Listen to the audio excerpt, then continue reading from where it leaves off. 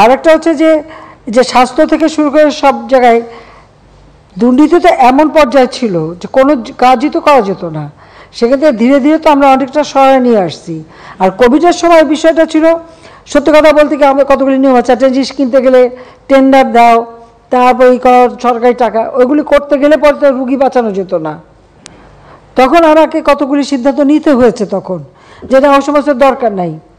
আমার এখন সিরিঞ্জ কিনতে হবে, এখন যদি আমি টেন্ডার দিয়ে আমার যাই তাহলে ভ্যাকসিন দেবো কবে? আমি সোজা প্লেন পাঠিয়ে দিয়েছি, কোথায় পাওয়া যায়? ছোট সিরিঞ্জ লাগবে, পাওয়া যায় না, বড়টা দাম বেশি। আমি হোক দাম বেশি, আমার এক্ষুনি দরকার, কাজে আমাকে আনতে হবে।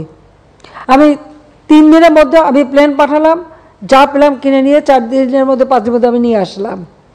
এখন যদি ওটার উপরে দুর্নীতি ধরতে চান ধরতে পারেন, কিন্তু তখন আমার কাছে ছিল মানুষ বাঁচানোটাই হচ্ছে ফরজ।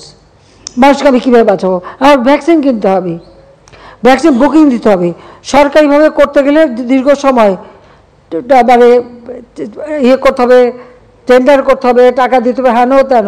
আমি কি করব?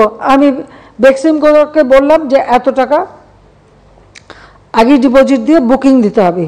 প্রাইভেট সেক্টর দিলে সমস্যা নাই, টাকা আমি দিয়ে দিচ্ছি, তো বুকিং দাও।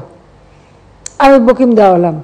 ভ্যাকসিন রাখার জন্য আমার ফ্রিজার দরকার, -70 বা 75 এই ধরনের ফ্রিজার আমার অভাব, একমাত্র কিছু কিছু ফার্মাসিউটিক্যাল আছে, সেটা তো এনাফ না, এখন আমাদের কিনতে হবে। আমি এখন টেন্ডার দিয়ে কিনতে গেলে কত সময় লাগবে? আর সোজা অনলাইনে বুকিং দিয়ে কোথায় পাওয়া যায় প্লেনে করে উঠায় নিয়ে চলে আসবে।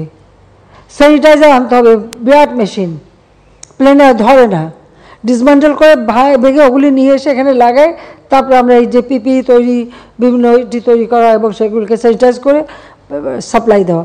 আমি তো এইভাবে কাজ করেছি। এখন যে সব জায়গায় দুর্নীতি সব দুর্নীতি ধরতে পারবেন। আর ওখানে কোন ড্রাইভার কত টাকা বানালো, কে কী টাকা বানালো, এখন ড্রাইভার লেভেলে যদি করে সেটা খোঁজ করে বের করে আজকে ধরছি বলেই জানতে পারছেন, এতকাল তো জানতে পারেননি, এতকাল তো জানতে পারেননি। আমার বাসায় কাজ করে গেছে পিয়ন, সে এখন 400 কোটি টাকার মালিক, হেলিকপ্টার ছাড়া চলে না। হ্যাঁ, বাস্তব কথা। কী করে বানালো এই টাকা? যখন আমি জানছি তাকে বাদ দিয়ে তার কার্ডটা সব সিজ করে সব আমার ব্যবস্থা আমি নিচ্ছি। তো এটা তো হয়, বা এটা তো করে আপনারা, এটা এখন ধরার পরে না এগুলি চোখে আসে, তাছাড়া তো হয় না। যখন ধরা পড়ে তখন আমরা ব্যবস্থা নেই।